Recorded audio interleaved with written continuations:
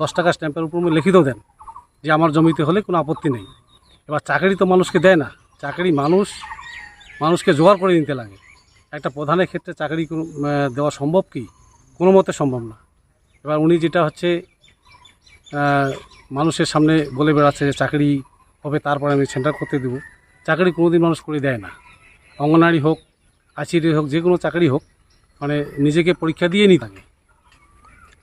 তো একটা টাকার একটা ব্যাপার বলছেন যে চাকরি দেওয়ার নামে আপনি একটা প্রধান কি চাকরি দিতে পারে? সেখানে টাকা কি করে হবে? চাকরি দিতেই পারবে না, টাকাটা কি করে চুক্তিপত্র হবে?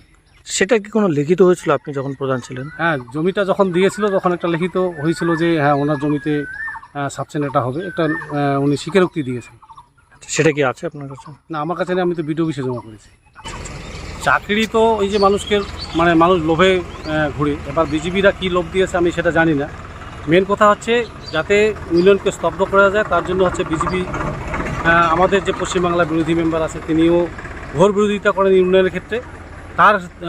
তার যে কর্মী সমর্থক আছে তারাও ঘোর বিরোধিতা করে যাতে উন্নয়নটা আমরা করতে না পারি, পশ্চিমবাংলা যাতে কোনো উন্নয়ন না হয়, গ্রামগঞ্জের লোকের যাতে কোনো উন্নয়ন না হয়, তার জন্য যারা এখানে ছোটোখাটো কর্মী আছে তারাও সেই শুভেন্দুবাবুর নেতৃত্বেই চলছে, মানে বিরোধিতা করছে বিরোধিতা করছে সাব সেন্টারটা না যাতে কোনো মতে